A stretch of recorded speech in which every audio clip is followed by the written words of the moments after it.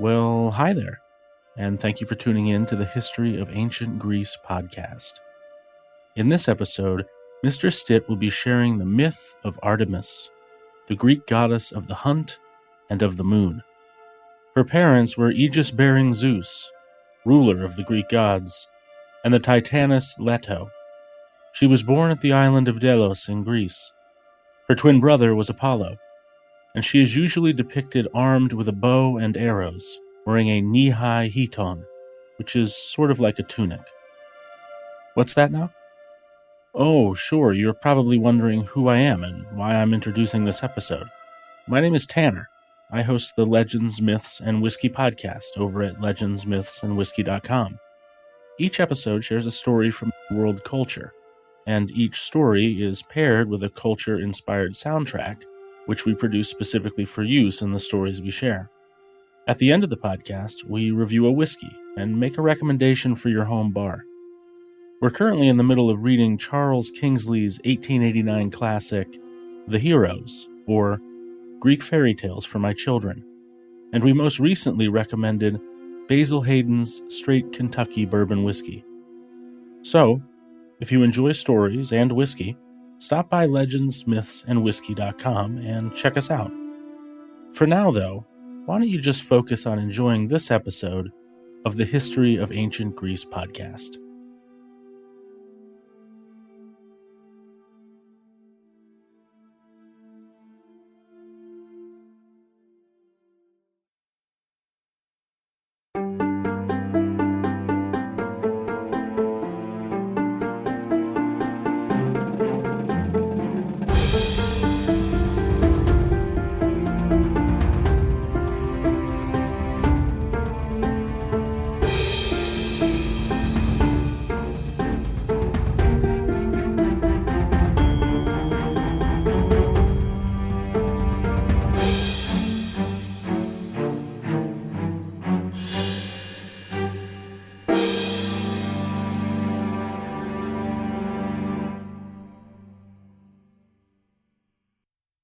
Hello, and welcome back to the History of Ancient Greece, Episode 76, The Goddess of the Young.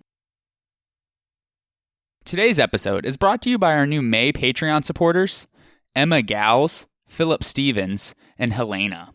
Once again, I do apologize if I didn't pronounce those correctly, but I do thank you for your donations in support of the podcast. If you too would like to support the History of Ancient Greece, you too can become a monthly Patreon supporter or a one-time donor at PayPal. Links to the various sites are in the show notes. And now, let us turn our attention back to the ancient Greeks. Artemis was one of the most widely venerated of the ancient Greek deities, and her cults were more widespread than any other Greek goddess, extending as far westward as Massilia, or modern-day Marseille, France, to the Greek colonies of Sicily in North Africa, to mainland Greece and the Aegean Islands, and finally to Ephesus on the coast of Asia Minor. Throughout her expansive geographical reach, Artemis's iconography shows herself to be a paradoxical goddess, as she is a virgin who aids women in childbirth, a fierce huntress of the wilderness, but yet she fosters wild animals, and a bloodthirsty deity who both protects the young, but yet demands their sacrifice. Standing at the borders, both conceptually and physically, between savage and civilized life, Artemis also oversees the transition of girls into womanhood, but she is also a patron of warriors. And so the young, who are often regarded as untamed and thus equal to the unruly natural world, are her special concern. Some scholars believe that the name of Artemis, and indeed the goddess herself, was originally of pre-Greek origin. Although her origin and etymology are unknown, the name of Artemis has sometimes been associated by scholars with the Greek verb artemeo, which means to butcher or to cut to pieces. But this isn't conclusive and by no means universally accepted. Artemis is attested in linear bead tablets at Pylos as Atemito, but she changes quite a bit over time, as archaic and classical Artemis is a composite figure with close ties to the Near East, like her brother Apollo, whose cults are regularly juxtaposed with hers. Among her antecedents, we can recognize the powerful mother goddesses of Asia Minor, a number of local Greek goddesses who presided over rites of passage, and the very important archaic figure known as Potnia Theron, or the mistress of wild animals. and her Roman equivalent is Diana. Although the Arcadians believe that Artemis was the daughter of Zeus and Demeter, as we discussed in episode 61, the prevalent legend has it that Leto was her mother. Hesiod in his Theogony says that early on in the generation of the Olympian gods, Leto was joined in love with aegis-bearing Zeus and gave birth to golden Apollo and arrow-delighting Artemis, who were more beautiful than any other children in the heavens. Leto was a Titaness, whose iconography, in particular the veil, suggests that she was a goddess who promoted modesty in young girls, both protecting the young girl from entering into a sexual state too soon and demanding the respect of young men, while at the same time provoking their curiosity. Leto was also connected to darkness, and in that regard may have stood as a symbol of the passage from the darkness, meaning the womb, into the light, meaning the world. At any rate, Hera was jealous of the union between Zeus and Leto. As is often the case, the chronology is fuzzy here, and we aren't sure if Hera was pursuing Zeus for a future marriage for herself, or if she was already his wife. Regardless, Hera dogged and harassed Leto all over the earth, denying her refuge and aid in childbirth on any part of the land. But the barren, floating island of Delos, which at that point was not attached to the ocean floor, meaning that it was not considered land yet, gave Leto refuge. The other gods, feeling sorry for Leto, convinced Eileithyia, the daughter of Hera and the goddess of childbirth, to go to her aid. And so Leto gave birth to the twins Artemis and Apollo, with Artemis being born first, and then becoming her mother's midwife, and assisting Eileithyia with the birth of her brother Apollo. Leto gave birth to her 2 children while clasping either 2 palm or cypress trees. The accounts vary. Regardless, both of these later became the symbol of Artemis and came to represent the pangs of childbirth. Apollo, or perhaps Leto herself, fixed the floating island of Delos in place near the modern-day island of Mykonos and bestowed great wealth to the island. Both he and his sister enjoyed major cults there, as we shall see. This, at least, was the tradition relayed by Callimachus, a poet who lived in Hellenistic Alexandria and who wrote a hymn to Artemis. According to the much earlier Homeric hymn to Artemis, the island where Leto gave birth was Ortygia. Regardless, Delos would eventually become known as the birthplace of Artemis and Apollo, at least by the classical period, and would become a major locus of her worship, as we will discuss here shortly. The childhood of Artemis is not fully related in any surviving myths. Callimachus, though, does record that as a young girl, while sitting on the knee of her father Zeus, she asked him to grant her 6 wishes, to which he agreed. These 6 wishes represented major themes of Artemis's iconography.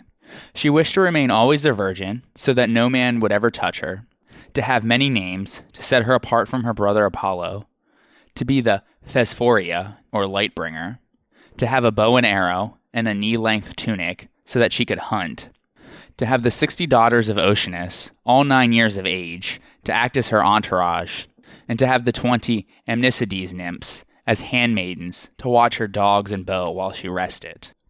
She wished for no city to be dedicated to her, but instead to rule the mountains, and for the ability to help women in the pains of childbirth. Artemis believed that she had been chosen by the fates to be a midwife, particularly since she had assisted her mother in the delivery of her twin brother Apollo. All of her companions remained virgins, and Artemis closely guarded not only theirs, but her own chastity. She also supports innocent youngsters, but crushes those who violate their oaths of purity. Her symbols included the golden bow and arrow, the hunting dog, the stag, and the moon. Callimachus tells us how Artemis spent her girlhood seeking out the things that she would need to be a huntress, how she entered the forge of the Cyclopes and bravely approached them, asking for them to make her bow and arrows, even as Oceanus' daughters were filled with fear. Callimachus then tells how Artemis visited Pan, the god of the forest, who gave her 13 dogs that were able to hunt even lions. She then captured 6 golden horned deer to pull her chariot, which itself was made out of gold. These were the deer that Heracles would have to retrieve as one of his labors. Ancient writers from Homer to Ovid consistently describe Artemis as an impressive figure, who towers head and shoulders over her companion nymphs and outstrips them in loveliness. She is energetic and carefree, which is why she is often described to be running and leaping, and the nymphs who follow her do the same. The best description of her is from the Homeric hymn to Artemis, in which she is often called Artemis Agroterra, or Artemis of the Wild, and Potnia Theron, or Mistress of Animals, because she lives amongst the woods, mountains, and streams, and not in the cities, content to pursue the wild animals with hunting dogs and her fearsome Chrysolactatos, or golden bow, and Eochaera, or shooting arrows. She knows the use of nets and snares, and sometimes, though rarely, she is shown with either a hunting or fishing spear. She mostly is shown, though, carrying her arrows on her back, with her bow in her hands. Apollonius of Rhodes tells us that the fawning wild beasts whimper in her homage and tremble in awe as she passes by. The mountains themselves quake and groan. For good reason, all of nature fears Artemis, because to her alone did her father Zeus give the power to slaughter animals at will. The ancient travel writer Pausanias describes a relief that he saw at Olympia, showing the oldest representations of Artemis in archaic Greek art. She is portrayed with wings on her shoulders and gripping a leopard and a lion in her hands. In other images, she stands flanked by paired animals or birds, which she grasps firmly by their necks or tails. Another statue, described by Pausanias, that he saw elsewhere, depicted Artemis wrapped in the skin of a deer and accompanied by a hunting dog. In Greek classical art, though, she is usually portrayed as a maiden huntress, young, tall, and slim, clothed in a girl's tunic, with hunting boots, a quiver, a bow, and arrows. Often she is shown in the shooting pose and is accompanied by a hunting dog or a stag. We know from other sources that the goddess also liked to fish. In fact, the temple of Artemis at Syracuse in Sicily contained a pond with large fish, sacred to the goddess, that were untouched by humans. Furthermore, her sanctuaries often contained wells or were built on the shores of lakes or rivers. Artemis's influence stretched over all living things, whether on the mountains, in the air, or in the water. However, although she is the goddess of the hunt, the ancients did not think of Artemis simply as a killer. She only hunts the adults, while at the same time she is the protectress and nurturer of the young. She is a goddess of game animals and takes special delight in the suckling young of every wild creature. Wild animals, particularly deer, were considered sacred to Artemis, and her sanctuary sometimes possessed sacred and untouchable herds, as in Arcadia. Another important association of Artemis is the fact that she supplanted the Titaness Selene as the goddess of the moon, a celestial body which in turn is related to a woman's menstrual cycle. In contrast, her twin brother Apollo came to be known as the sun god, himself replacing Helios. The sun gives light, whereas the moon receives light. When portrayed as a moon goddess, Artemis wore a long robe, and sometimes a veil covered her head. Her darker side is revealed in some vase paintings, where she is shown as the death-bringing goddess, whose arrows fell into young girls and women. The Artemis of cult bears only a partial resemblance to the Homeric goddess, an adolescent girl who delights in the hunt and is celebrated as the divine prototype of the virginal maiden, ripe for marriage. Still, hints of Artemis's cruelty and power appear in the Homeric portrait.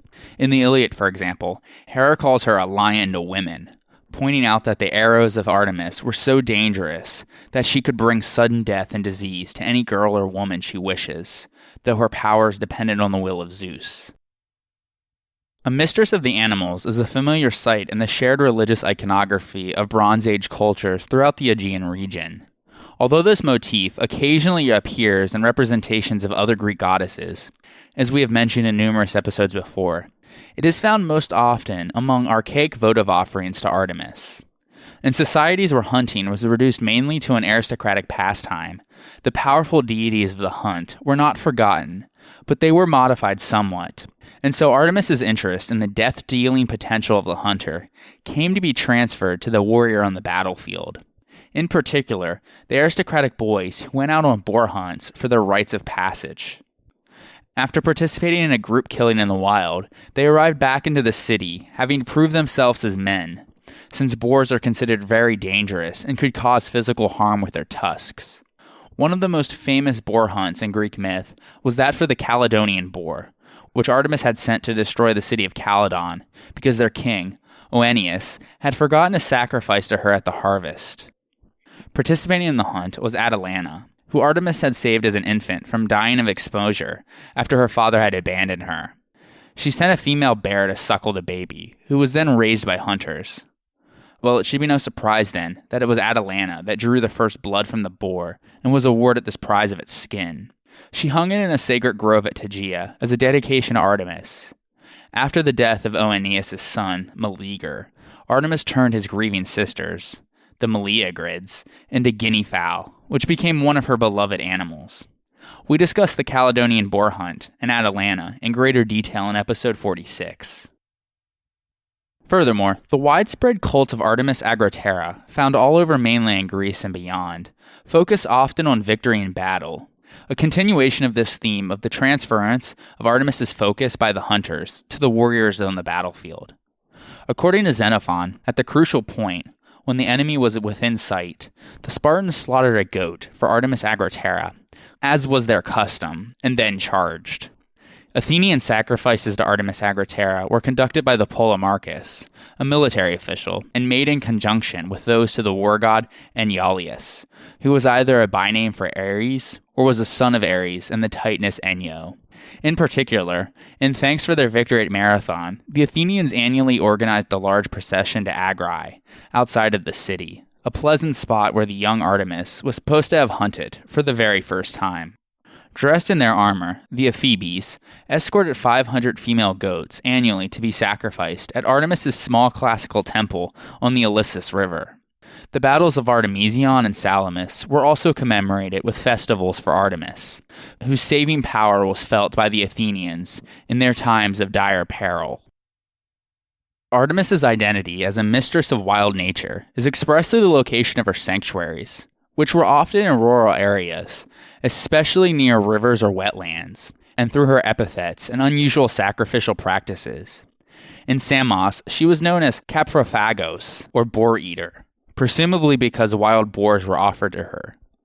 As we mentioned, the wild boar appears as a sacred animal in the legends of Calydon and Aetolia, where the angry goddess once sent a huge boar to ravage the countryside.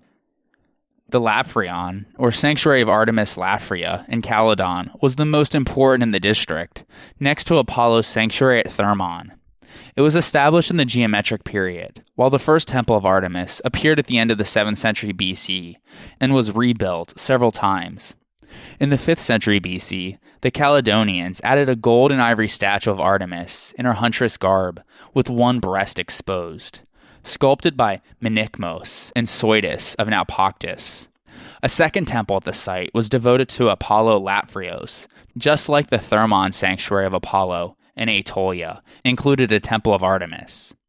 The remains at the site show that the sacrificial animals here included boars, deer, and horses.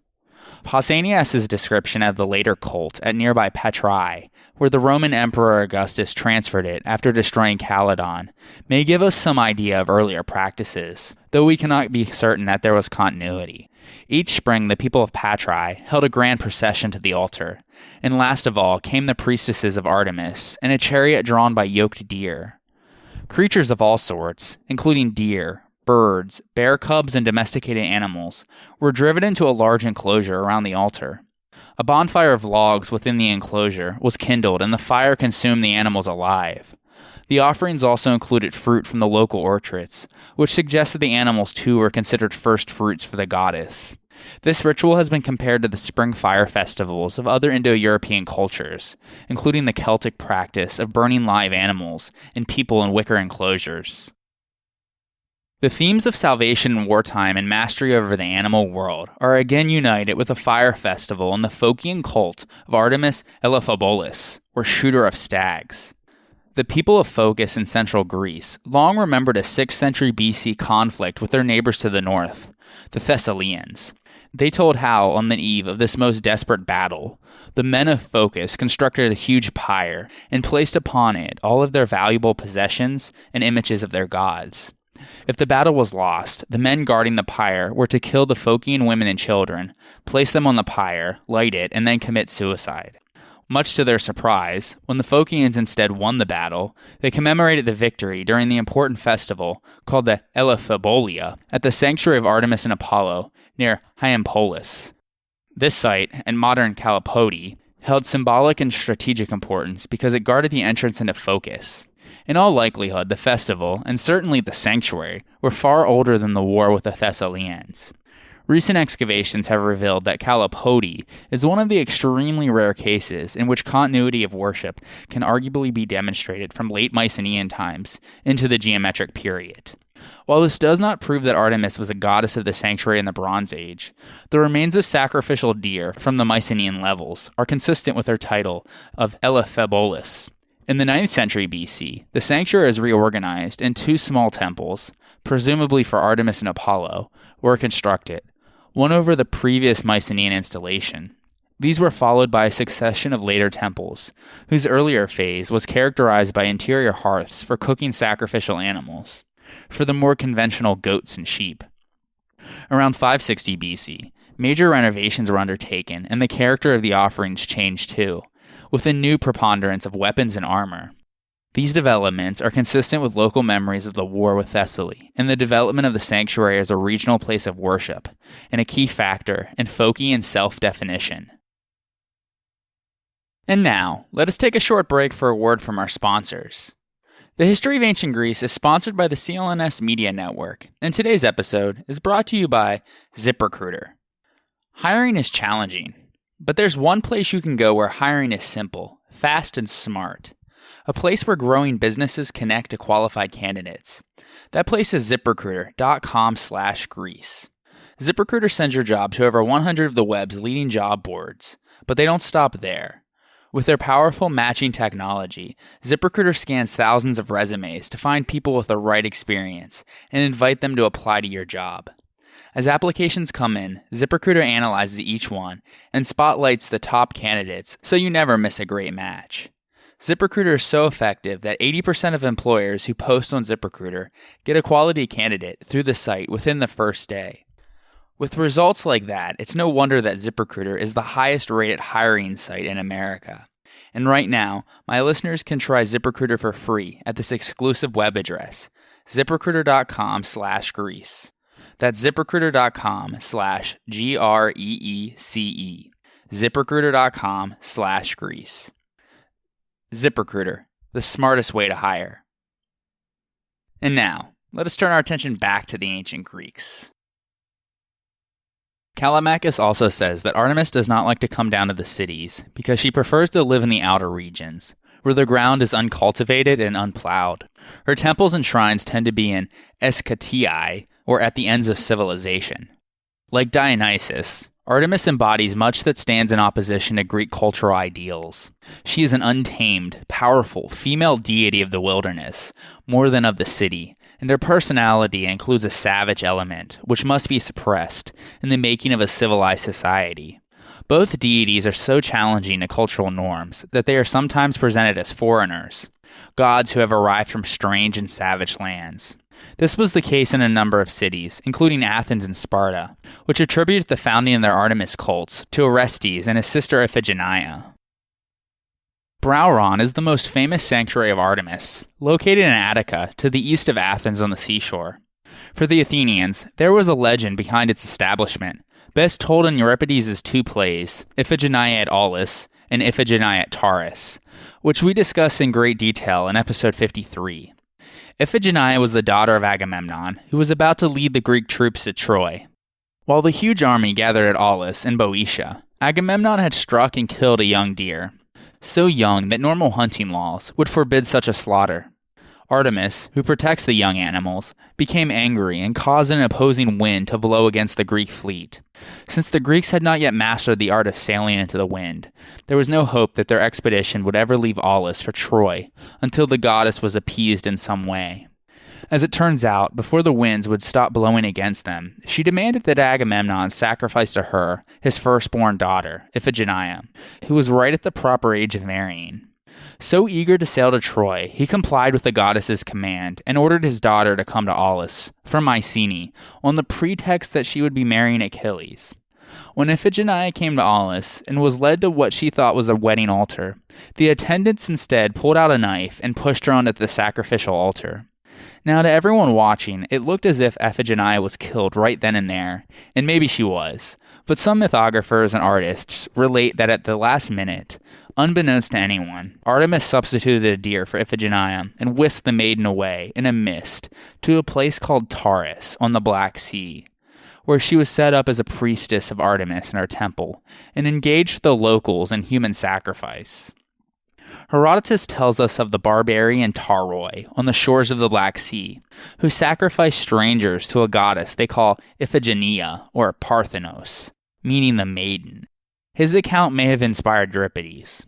Anyways, years later, Orestes came to the land of the Tauroi, being driven by the Furies, where he found his sister there and joyfully rescued her.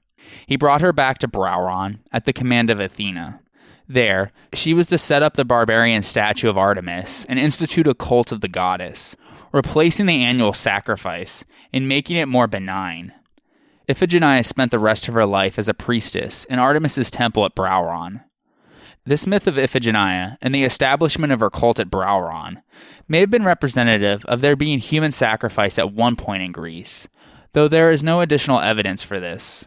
What it does demonstrate, though, is the uncanny and savage aspect of the goddess and the belief that she desired such sacrifices. While it is unclear whether the Greeks ever actually practiced human sacrifice, the concept was deeply embedded in their culture. Instead of recognizing their own fascination with the topic, they disavowed it by giving the practice, and even the goddess herself, a barbarian origin. At Sparta, a bloody ritual was again linked to the accepted origin of the goddess's image in the land of the Tauroi. As we discussed in episode 23, Spartan boys going through the agoge underwent a series of trials designed to toughen them up and to produce ideal warriors worthy of inclusion amongst the ranks of citizens. One of these tests took place at the altar of Artemis or Thea. According to our earliest source, Xenophon, it was a sort of war game between two teams, in which one team attempted to steal cheeses piled on the goddess's altar, while the other team wielded whips against them. Later sources speak of a simple test of endurance, in which boys were whipped so much in order to ensure that enough blood fell on the altar, while the priestess of Artemis stood by holding the ancient statue.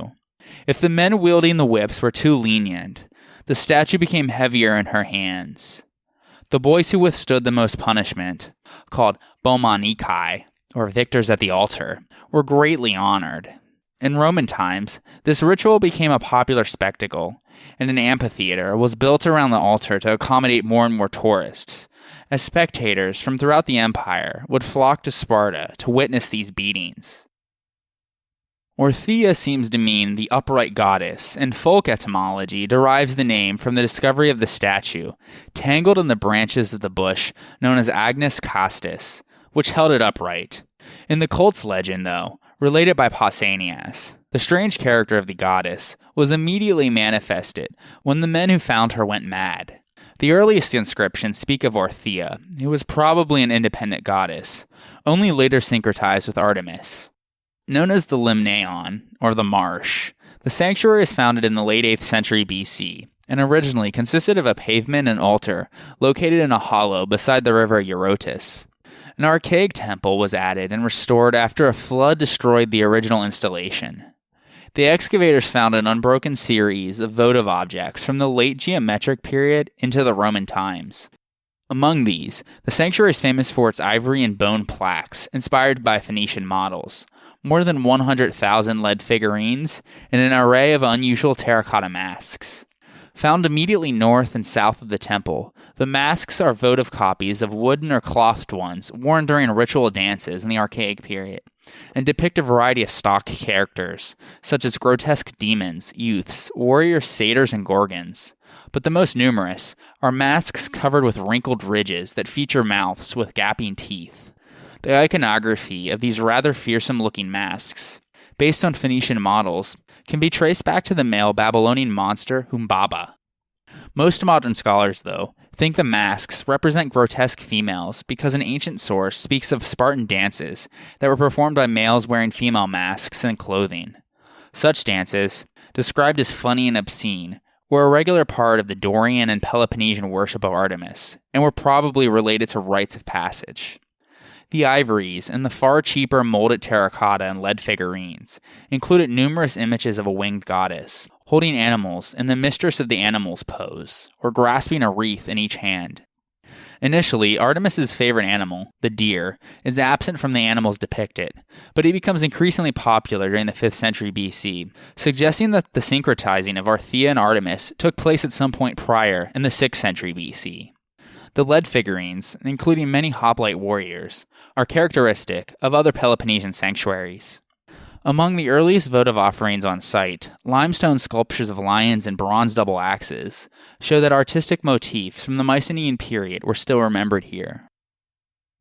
In many, if not most Greek cities, adolescent girls danced for Artemis. These dances had social as well as religious functions, as they signaled a girl's readiness for marriage and made her visible to potential suitors. Also, transitions in the female life cycle, governed by Artemis, were linked to the prosperity and safety of the community as a whole. Many of Artemis's sanctuaries were located on the borders of a given polis, in lands that formed territorial boundaries. Rituals conducted safely by girls at these vulnerable sites demonstrated the strength of the polis, just as the very placement of such border sanctuaries asserted territorial claims. Likewise, a number of myths and legends draw a clear analogy between the rape of young women celebrating Artemis's festivals and the penetration of a polis's territory by its enemies. For example, the Spartans trace the origins of their hostility towards the Messenians to such an incident. They claim that during her festival, Spartan girls were raped in the sanctuary of Artemis Limnatis, or of the Marsh, which stood on the borderlands between Laconia and Messenia, and which was disputed territory.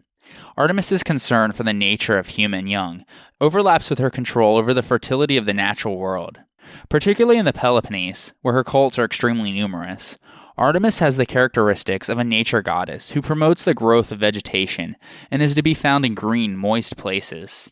The cult of Artemis Caryatids, or of the nut tree, was famed throughout Greece for its dancing maidens, often said to be the inspiration for the columns in maiden form, or the Caryatids, that support the porch of the Athenian Erechtheion and other ancient buildings. Located on the border between Laconia and Arcadia, Carii was sacred to Artemis and the nymphs who served as her companions. The girls of Laconia made an annual pilgrimage there to dance a traditional local dance before the goddess's statue, which in Pausanias' day stood in the open air. Here, too, the maidens were vulnerable. It was said by Pausanias that the Messenian general, Aristomenes, and his men kidnapped the daughters of their Laconian enemies from this sanctuary during the semi-mythical Second Messenian War.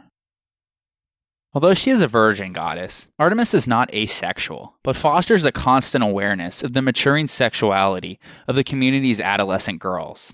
From a patriarchal perspective, the asset of female fertility is always complicated by fears of poaching by rival males, or their desire to engage in such poaching, which helps to explain the regular appearance of the rape motif in Artemis's myths and cults. And so another Peloponnesian cult, that of Artemis Alpheii, or of the river Alpheus, at Latrinoi, incorporated a legend about the attempted rape of Artemis. Alpheus, a river god in Arcadia, and son of Oceanus and Tethys, was a passionate hunter who fell in love with Artemis, but he soon realized that everything he did to win her heart was to no avail. So finally, he decided to kidnap her during a night-long feast, because that would totally win her heart. Well, Artemis evaded him by daubing her own face and those of her nymph companions with river mud, an act that probably reflects a lost ritual practice. In another version, told by Ovid in his Metamorphoses, Alpheus instead fell in love with and tried to rape one of Artemis's attendants, the nymph Arethusa. She was a daughter of Nereus, making her a Nereid. At one point, she was bathing herself in a clear stream in Arcadia, not knowing it was the river god Alpheus himself. He fell in love with her during this encounter and wanted to mate with her, but she wished to remain chaste and loyal to Artemis, so she fled his advances. After a long chase, she prayed to the goddess for protection. Artemis pitied Arethusa and attempted to save her by transforming her into a cloud, but Alpheus was persistent, and Arethusa began to perspire profusely from fear until soon enough she changed once again, this time into a freshwater spring. Artemis, though, broke the ground, allowing Arethusa to flee from her home in Arcadia beneath the sea. But Alpheus pursued after her.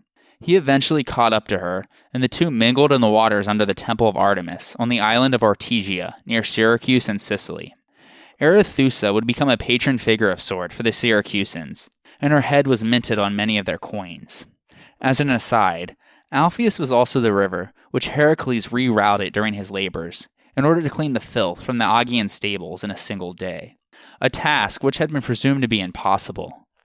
Anyways, Artemis and Alpheus shared an altar at Olympia, and the cult spread to the Dorian colony of Syracuse in Sicily, where Artemis Potamia, or of the river, was worshipped at a spring said to be the local manifestation of the river Alpheus. It was precisely this type of unwanted sexual advances that would become a typical theme in many of Artemis's myths, but because of her role as a protectress of the young during their rites of passage, it is imperative that Artemis herself remained forever chaste. She succeeds in maintaining her virginity, as no male, god or human, ever has the privilege of even touching her, and she even does not like it when men see her naked. In all of the major myths of Artemis, one must keep in mind the character and concerns of the goddess, as these are not just random stories. Each one illustrates her fierce devotion to certain principles that govern human life. If humans want to be happy, the Greeks thought at least that they should learn the goddess's nature through these stories and align themselves to the eternal truths that she upholds with her power. Whereas Artemis was protective and kind to the young, pure, and unmarried girls, she was unforgiving to anyone who attempted to deceive or undermine her, and she particularly enacted grave punishments amongst those who lusted for her. As a virgin, Artemis had interested many gods and men, but only one had managed to win her heart. Orion was the son of Poseidon and Euryale, a daughter of Minos, the king of Crete. He was a giant who could walk on the waves because of his father. He eventually became the hunting companion of Artemis, until he was killed by the goddess for trying to seduce her, and thus take away her virginity. In some versions, Orion tried to seduce one of Artemis's followers, and so she kills him out of jealousy. In yet another version, Artemis once loved Orion, but was tricked into killing him by her brother Apollo, who was protective of his sister's maidenhood. Orion was swimming at a distance, with just his head visible, and Apollo challenged her that she couldn't hit the object, not knowing what or who it was. Well, she's a proud goddess with her bow and arrow, and so of course she took the challenge. And she's quite skillful, so she shot, hit her mark, and killed Orion, unknowingly. A fourth version has it that Gaia had sent a scorpion herself to kill Orion, because during the course of his hunting, he boasted that he could kill every beast on Earth. Either way, Zeus placed the giant huntsman among the stars as the constellation of Orion, and the scorpion as the constellation of Scorpio. Another famous story in regards to a suitor for Artemis involves the giant twin sons of Poseidon, called Otis and Ephialtes, who were known collectively as the Allodae. They had grown enormously large at a young age and were aggressive, great hunters, who could not be killed unless they killed each other. The growth of the Allodae never stopped, and they boasted that as soon as they could reach the heavens, they would kidnap Artemis for Otis and Hera for Ephialtes, and take them as their wives. Their plan was to pile mountains atop one another in order to reach the Olympians. According to Homer's Iliad, they managed to kidnap Ares and hold him in a bronze jar for 13 months. He was only released when Artemis offered herself to Otis. Hera, though, did not offer herself, and so Ephialtes became envious that his brother would be getting a wife, and not him. And so, as the pair fought, Artemis either sent out a deer or changed herself into one that jumped out between them. As the Allodae both immediately pursued the deer, they threw their spears, and so they simultaneously and mistakenly killed each other. Artemis was also fiercely protective of her mother Leto and her twin brother Apollo. The famous instance of this involves Niobe, the daughter of Tantalus and a sister of Pelops. She was currently the queen of Thebes and the wife of Amphion. She had boasted of her superiority to Leto because she had 14 children, 7 boys and 7 girls, collectively known as the Niobids, while Leto had only 1 of each. However, 14 mortal children are not at all comparable to 2 divine children. So when Artemis and Apollo heard of Niobe's boastful impiety, they decided to teach her a lesson for her hubris. Apollo killed her 7 sons as they practiced athletics, and Artemis shot arrows into her 7 daughters, who died instantly without a sound. Apollo and Artemis used poisoned arrows to kill them, though according to some versions, 2 of the Niobids were spared, 1 boy and 1 girl. Amphion, at the sight of his dead sons, killed himself. A devastated Niobe was turned to stone by Artemis as she wept. In another myth, Zeus fell in love with Elara, a daughter of the king of Orchomenos, and hid her from Hera's jealousy by placing her deep beneath the earth. This is where she gave birth to Tityus, a giant who is sometimes said to be the son of Gaia, the Mother Earth goddess, for this reason. It is further added that Alara died in labor because of the enormous size of her baby. Anyways, once he was fully grown, the giant Tityus tried to rape Leto at the behest of Hera, and so the protective siblings killed him too. As punishment, he was stretched out in Tartarus and tortured by 2 vultures who fed on his liver, which grew back every night. This punishment is comparable to that of the Titan Prometheus. During the Trojan War, Artemis supported the Trojan cause because of her brother Apollo, who was a patron god of the city. Although she disliked warfare, she did come to blows with Hera, when the divine allies of the Greeks and Trojans engaged each other in conflict. At one point, Hera managed to strike Artemis on the ears with her own quiver, causing the arrows to fall out. As Artemis fled, crying to Zeus, Leto gathered up the bow and arrows. At another point, Aeneas was helped by Artemis, Leto, and Apollo, who found him wounded by a Diomedes and lifted him to the heavens. There, the 3 of them secretly healed him in a great chamber. Arguably, the most well-known story involving Artemis's revenge against a male involves Actaeon, as this was a favorite in both ancient and Renaissance depictions. The myth of this unfortunate encounter survives in many different forms.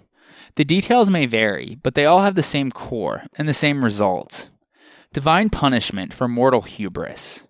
The most complete versions, though, are found in Ovid's Metamorphosis and Callimachus's Hymn to Artemis. Actaeon was the grandson of Cadmus and a cousin of Dionysus. While he was hunting with his friends and dogs, which in Greek myth often represent the male genitalia and sexual drive, he became separated from them, and so while searching for them, he came across Artemis, who was taking a bath, completely naked in a nearby spring. He stopped and stared, amazed at her ravishing beauty. Other nymphs tried to cover her up, but they were too small compared to the goddess's towering height, and so they failed. Artemis immediately flew into a rage that a man had seen her naked, and she wished to punish him for his transgression. But since she did not have her arrows near her, she couldn't immediately get her revenge. So she forbade him from ever speaking again, in fear that he would divulge what he had seen to anyone.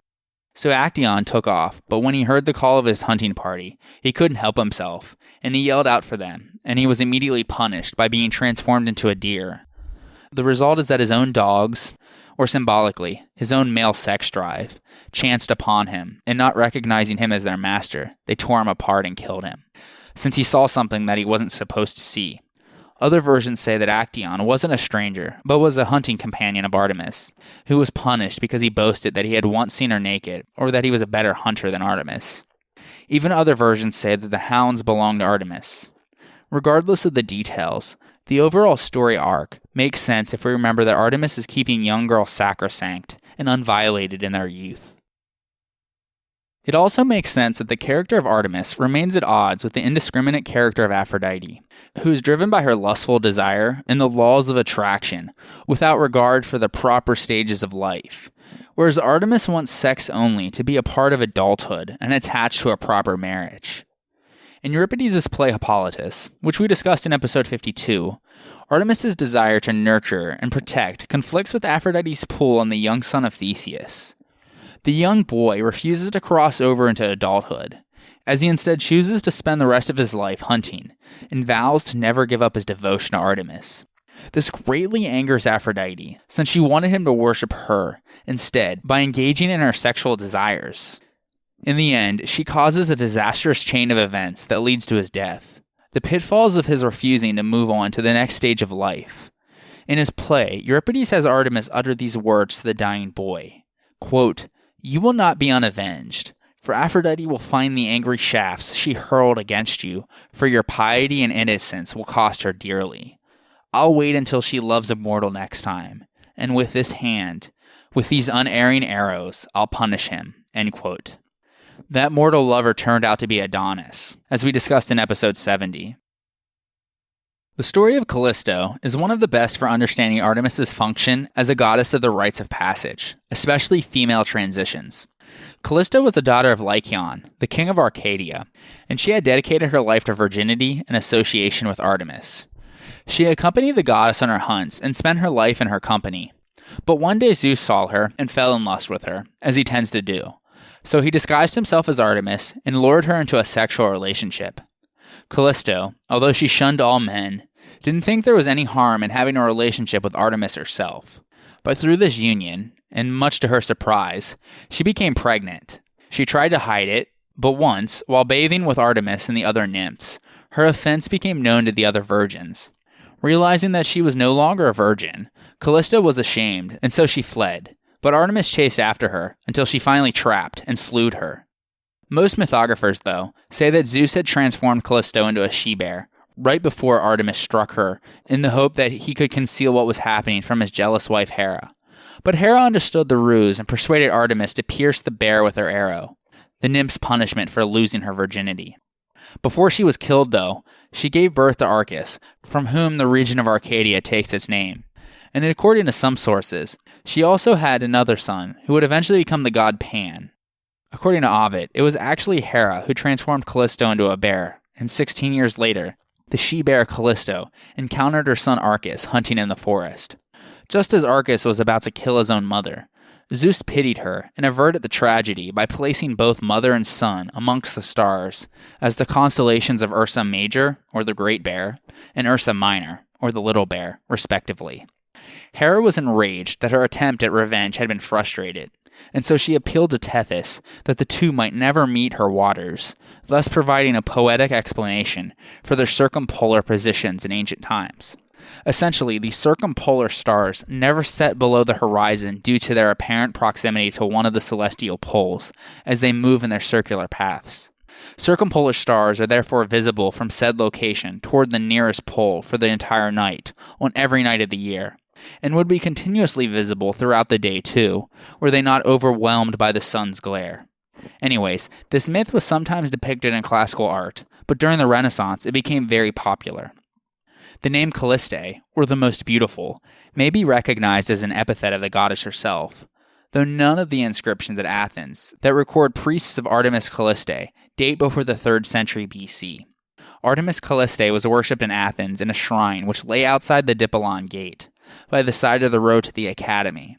Scholars have suggested that Artemis Sotera and Artemis Calliste were joined in a common cult administered by a single priest. Regardless, the bear-like character of Artemis herself was an important feature of the Brauronia. Just like Artemis, children are unplowed virgins and are wild and carefree. In fact, Artemis actually attends childbirth, taking the baby and protecting it until the next stage of life, in her role as Artemis Lochia. But she is not the goddess of childbirth, though. That role falls to Eileithyia, daughter of Hera, because Artemis never crosses over and is eternally a virgin. She was worshipped as a symbol of life, moving from a wild, uncultivated childhood to a more cultivated adulthood, ruling over the rites of passage for both men and women. She protects the innocence of youth until about the age of marriage, when they pass into adulthood and relinquish their chastity to their husband. At that point, they dedicate their childhood toys in their temple as a sign that they had matured from their state of innocence. The maiden dies, the childhood ends, and the girl is stripped from her mother's protective arms and given over by the father to the husband and to the city. Men become citizens, soldiers, and husbands, while women become wives, bearers of children, and home managers. This act of transformation is sometimes represented or symbolized by the sacrifice of an animal, such as a deer or a bear. Both of the animals undergo major visible transformations. The deer grows antlers, and the bear emerges from the cave, that mark a new stage in their life. This imagery of the deer is what stands behind the institution of the cult of Artemis at Brauron, and the bizarre story of the sacrifice of Iphigenia, as we mentioned earlier.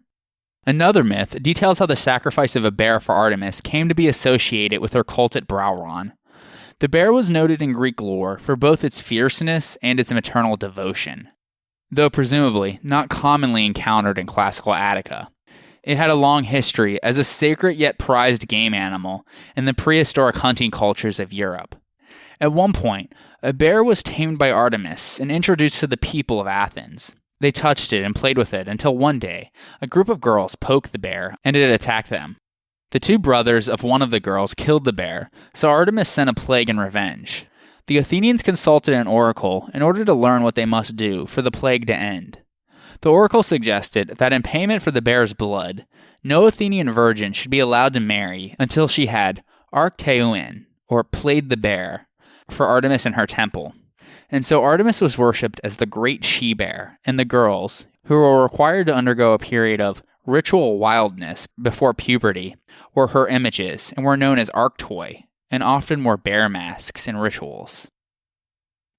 These myths surrounding Brauron have many twists and turns, but several important elements emerge as particularly significant. The young girl who thought she was heading to a marriage is in fact sacrificed at the altar. Although no one sees it happen, a deer serves as a substitute, and after a time of separation from society and reintegration, Iphigenia becomes a priestess who guides other girls through a similar ritual of self-sacrifice, separation, and reintegration. And so girls who are on the cusp of starting their period, and who are soon ready to marry, probably around the age of 10, came to the temple, were sequestered, and underwent the various rites of passage at a festival called the Brauronia. Playing the bear is often described as a puberty or initiation ritual that prepared the girls for the next stage of life, but clearly they were pre-adolescent, too young to be married, even by Greek standards. Rather, the ritual has to do with Artemis's role as a goddess, who alternately nurtures and destroys the young of both humans and wild animals. By serving the goddess, these young bears appeased her and placed themselves under her protection. Many statues of young children, both boys and girls, were dedicated at Brauron. These were apparently given in thanks for the children's survival, because mortality rates were highest in the first few years of life. Brauron was one of the 12 ancient settlements of Attica, and when the Attic towns were united under Athens into one polis, the state took over the Brauronia. The cult of Artemis Brauronia connected the coastal rural sanctuary at Brauron with another urban sanctuary on the Acropolis, the Brauronion, from which there was a procession every 4 years during the Arctea festival, which was entrusted to the Hieropoioi, or the doers of the sacred things, the same officials who ran the Panathenaic festival for Athena. The tyrant Pisistratus was Brauronian by birth, and he is credited with transferring the cult to the Acropolis, thus establishing it on the statewide rather than the local level. The wealth of archaeological artifacts documenting this festival in the form of painted vases and tablets suggests it was widely known, and evidence suggests that the initiates and participants were a select few chosen from the best families to represent the entire community. And so, not every girl in Attica could serve as a bear at Brauron, though the painted cups have turned up in several other sites, suggesting that some of the Attic villages held their own version of the Brauronian festivals. It was during their time here that they were taught everything that they needed to know in order to become good citizens and wives. They had brought with them their toys and sacrificed them to Artemis, symbolizing that their old life was now over. Vases depict images of dancing to honor the goddess. The dance, also called the Artea, was made up of slow, solemn steps meant to imitate the movements of a bear, and was performed to a tune from a diolus, or double flute.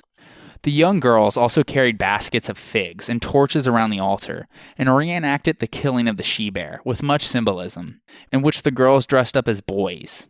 There was another reenactment in which the girls dressed up as she-bears, and the boys stabbed them with their spears, which possibly had a sexual connotation. Little is known about exactly what each stage of the ritual actually meant, but it is understood that they each symbolized a gesture of devotion to Artemis in return for her protection over the young and guidance on their way to maturity. Early on, the participants wore actual bear skins, but by the 5th century BC, bears had become scarce in Attica, and so the skins were substituted with crocatone. These short saffron yellow chiton dresses were meant to symbolize the bearskins and were shed during the final ritual to symbolize the participants' maturation, as the she-bear emerges from the costume as a woman.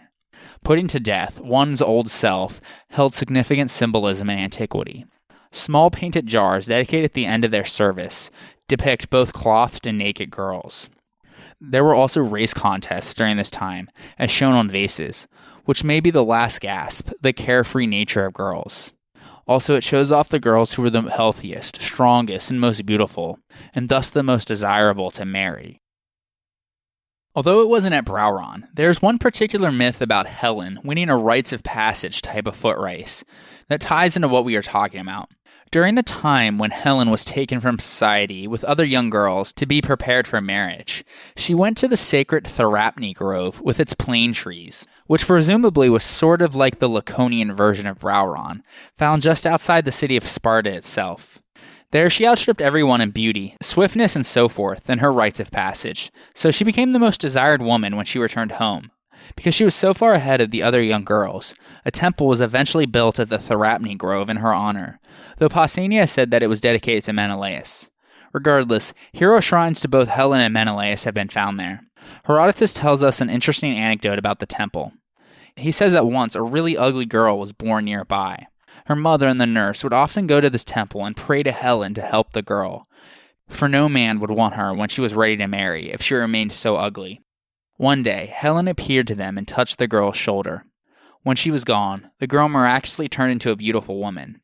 She immediately catches the eye of a Spartan aristocrat who marries her, and when he dies, she catches the eye of the king himself on the account of her beauty. Helen is thus the personification of the beauty that a bride needs to be marriageable. Many men try to abduct her because she has that perfect beauty at just the right time so that a man will want her.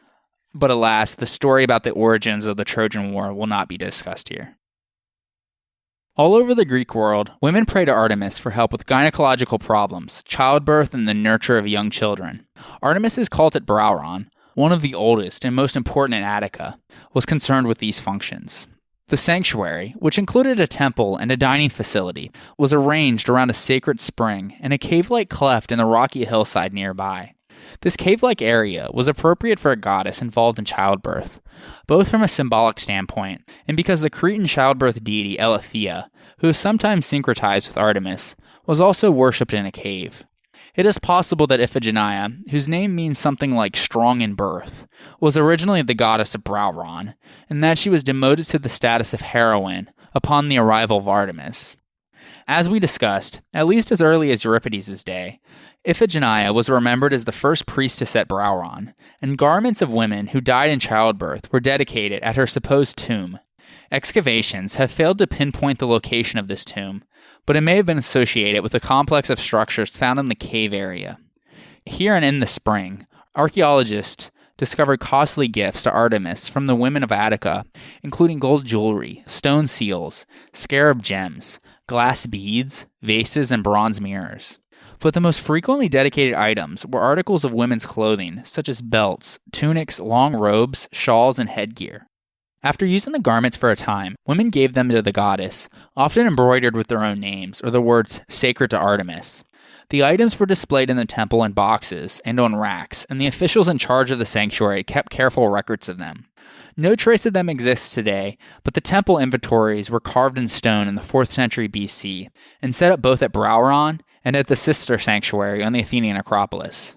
These lists make it clear that women gave the best that they had to the goddess. Quote, Phidilla, a white woman's hymation in a display box.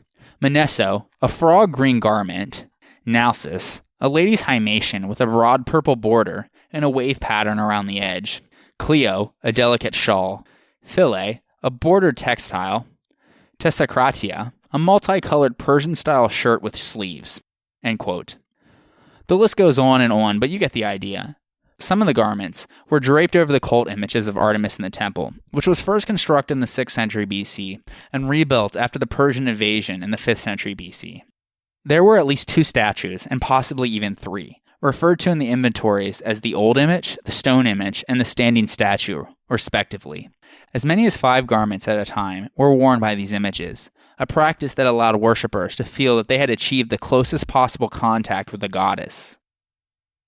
The final 2 sanctuaries of Artemis that we will discuss today are at Delos and Ephesus, both of which put forward competing claims to be the birthplace of the goddess, though the Delian claim became more widely accepted, as we recounted earlier.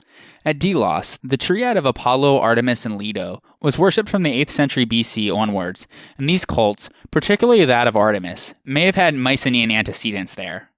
One of the enduring riddles of Delian archaeology is the nature of the cache of precious objects found beneath the archaic temple of Artemis, which included Mycenaean gold ornaments, ivory pieces including plaques carved in relief, bronze arrowheads, and pot shards spanning the gap to the geometric period. The excavator suggested that these were the collected votives from a Mycenaean temple of pre-Artemis that preceded the archaic one, and stood on the spot until it was replaced. Others have questioned this reconstruction of a continuous cult, because there is little evidence that the island was inhabited from the 11th to 9th centuries BC. Still, the deposit suggests that the archaic temple builders wished to emphasize links to the past. Perhaps they chanced upon a long-buried hoard and piously placed the ancient treasures beneath the new temple. The richest concentrations of Mycenaean and geometric votives on Delos were found around Artemis' sanctuary, not that of Apollo, who would become the dominant deity on Delos in later centuries. Even in the classical period, the Artemision remained the spot where the most important votive offerings and heirlooms were preserved. Among these was the famous 7th century BC core, or maiden, dedicated by Nicandre to the far shooter, the oldest Greek example of a larger-than-life size marble statue. Because the hands are pierced to hold her attributes, the statue probably represents Artemis rather than a worshipper. Its size and proportions were inspired by Egyptian art, and the temple itself was a seated image of the goddess. Hellenistic inventories of the temple's treasures record that this statue possessed an extensive wardrobe, including crowns, robes, and a necklace. Artemis' sanctuary at Delos was associated with two tombs, said to be those of maidens from the land of the Hyperboreans, the legendary northern people who sent offerings to Apollo. According to Herodotus, Arge and Opis came to the island at the same time as the gods themselves. Upon their tomb, located beneath the Artemision, the Delians scattered ashes from the thigh bones burned at the altar. The maidens were the subject of ancient songs, and the Delian women had a custom of taking collections on their behalf. When excavated, their shrine turned out to be a real tomb dating to the Mycenaean period. Another pair of maidens, Hyperoke and Laodike, had a monument in the Artemision itself. Legend said that they came to bring thank offerings for the birth of Apollo and Artemis, but they died without returning home. The tale of these girls who died young formed the basis for a Delian rite of passage to adulthood, as both girls and boys cut their hair at adolescence and laid it on the tomb as a sign of mourning. For the girls, this was a prelude to marriage, as we will discuss next episode. The reason for the location of the monument in the Artemision is most definitely because Artemis herself often presided over such rites. Plutarch tells us that Artemis Eucalea, or of the glory, had an altar and an image in the marketplace of every Boeotian and Locrian town, where she received offerings from couples about to be married.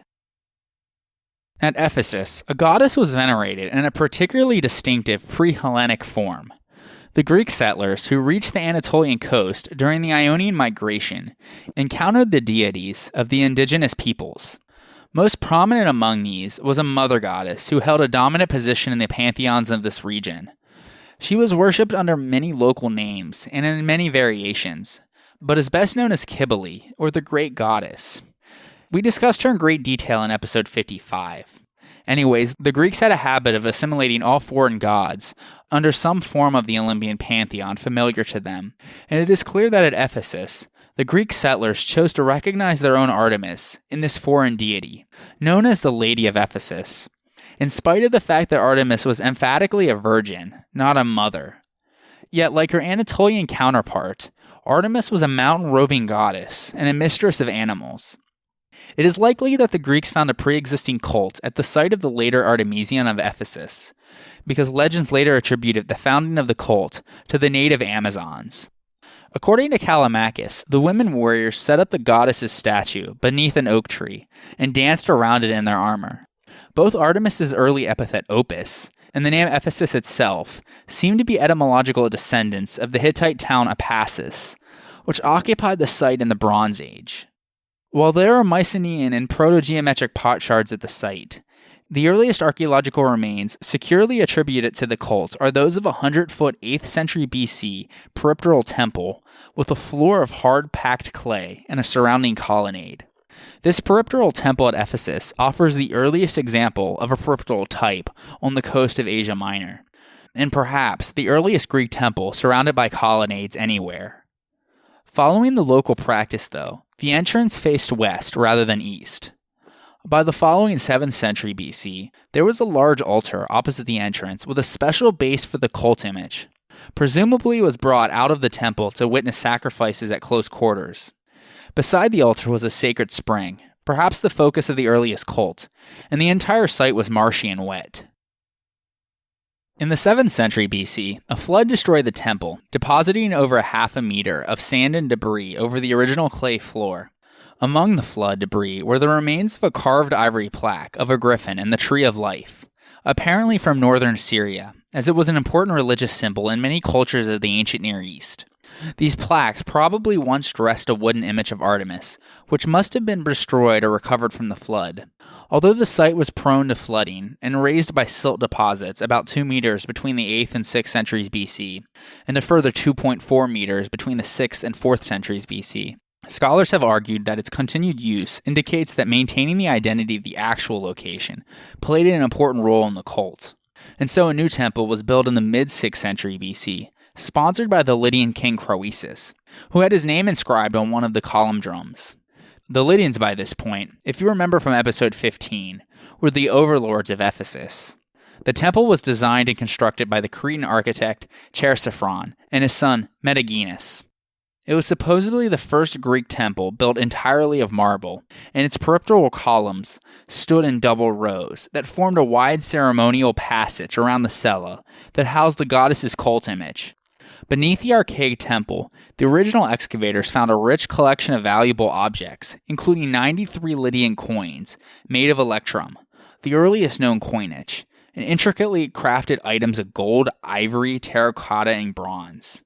More recent investigations revealed a cache of jewelry contemporary with the geometric temple, including many amber beads that may have been used to adorn the cult statue. The temple became an important attraction, visited by merchants, kings, and sightseers, many of whom paid homage to Artemis in the form of jewelry and various goods. The evidence suggests that a statue of the goddess was an important element of her worship from at least the 7th century BC onwards. We know little about the earliest cult image, but a new statue was commissioned with the construction of the massive archaic temple in the 6th century BC. Literary sources tell us that the sculptor was Endoios, who made several other famous cult statues. It was made of ebony, or blackened grapewood, and was similar in appearance to the archaic statue of Hera at Samos, a rigidly frontal standing figure with legs together, swathed in a tight garment. The arms were bent at the elbows and held forward, and the goddess wore a high crown called a polos, an attribute of Cybele. This basic wooden image, probably similar than life-size, was adorned with a variety of objects. From her hands hung long knotted ribbons, she was draped with cloth garments, including a veil, and she wore fine necklaces. Eventually, she was given an elaborate chest ornament, a feature characteristic of Anatolian cult images. She was covered with globe-like objects that have been understood to represent either breasts or eggs, both symbols of fertility. However, it is unclear whether these were added in the Hellenistic period or had archaic origins. The panels of Artemis's skirt were covered with a profusion of small relief images. These were a development of early modes of ornamentation for cult statues, in both the Near East and Greece, which involved fixing hammered plates of gold to the statues. Similar to Near Eastern and Egyptian deities, and not at all similar to Greek ones, her body and legs are enclosed within a tapering pillar, from which her feet protrude. Ephesian Artemis, unlike her mainland counterparts, was a city goddess concerned primarily with the prosperity and safety of the Ephesians. Yet her great fame encouraged the spread of her cult. When sending a colony to Massilia, around 600 BC, the people of the Ionian city of Phocia were instructed by an oracle to bring with them a guide from Ephesus and a copy of the cult image. Meanwhile, an Ephesian woman, named Aristarche, dreamed that the goddess stood beside her and commanded her to go with the Phocians. Strabo tells how she became the first priestess of the goddess at Massilia, where a temple was constructed, and the rituals performed at Ephesus were preserved unchanged. Another example shows how the cult could be spread through private devotion. After visiting the Artemision, Xenophon decided to build a miniature copy of the temple for the goddess on his land in Scilus, near Olympia. Within it, he placed a cypress wood copy of the cult image, and every year he held a banquet in honor of Ephesian Artemis for the people living in the district. We know surprisingly very little about the rituals conducted for Artemis at Ephesus in the Archaic and Classical periods, as we can only make guesses based on later evidence. A 1st century BC inscription describes a sacred procession including a singer and several individuals specially chosen to carry salt, wild celery, a garment or cloth, and the cosmos, or accessories, of the goddess. A late lexicographer provides context for this inscription, telling of a ritual in which the cult image is brought down to the sea, laid on a bed of wild celery, and given a meal of salt. According to the temple legend, Clymene, the daughter of the king, once treated the goddess to this meal as a game, and she responded by demanding an annual reenactment of the ritual. Such rites, focused on the dressing and feeding of cult images, are not unknown in Greece, but are more often attested in Near Eastern and Egyptian sources. Another typically Anatolian feature of the Artemision, perhaps borrowed from the cult of the Great Mother, was the eunuch priest called the Megabyzus, a word of Persian origin. The Athenian writer and mercenary soldier Xenophon speaks of his dealings with one of these priests, with whom he deposited money for safekeeping. The Megabyzus was held in great honor among the Ephesians, though they faded away during the Hellenistic period. The Megabyzus was assisted by a number of hierodules, or sacred female assistants who were young virgins. Like many other ancient sanctuaries, the Artemision was a place of asylum for fugitives and suppliants of all kinds, fleeing punishment or persecution, a tradition linked in myth to the Amazons, who twice fled there, seeking the goddess's protection for punishment, first by Dionysus and later by Heracles. The inviolate aura of the sanctuary was so strong that, according to legend, when the Ephesians came under attack by Croesus, they stretched ropes about a mile from the gates of their city to the columns of the temple. By remaining in physical contact with the sanctuary, they attempted to extend its protection to the city itself. In 356 BC, the temple was destroyed in an act of arson by a madman named Erostratus, who set fire to the wooden roof beams, seeking fame at any cost. For this outrage, the Ephesians sentenced the perpetrator to death and forbade anyone from mentioning his name, though Theopompus later noted it, which is why we know it. In Greek and Roman historical tradition, the temple's destruction coincided with the birth of Alexander the Great. Plutarch remarked that Artemis was too preoccupied with Alexander's delivery to save her burning temple. The third temple of Artemis at Ephesus took more than a century to complete, but the result would be one of the 7 wonders of the ancient world. Although almost nothing remains of this Artemisium, except for one column reconstructed by disassociated fragments discovered on site, this monumental temple was an expression of the awesome power attributed to the goddess, the patroness of the city. The plan consisted of an unroofed central court surrounded by an outer phalanx of over 100 columns, each nearly 60 feet tall. According to Pliny, 36 of the columns in the front had bases carved with the relief structures, a feature inherited from Hittite palace architecture, so that entering the temple was like walking through a gallery of gods and heroes. At the heart of the temple was the famous cult image, mysteriously un-Hellenic in appearance. When Paul of Tarsus visited Ephesus as a missionary in the 1st century AD, he found a thriving city that owed much of its prosperity to the popular cult of Artemis.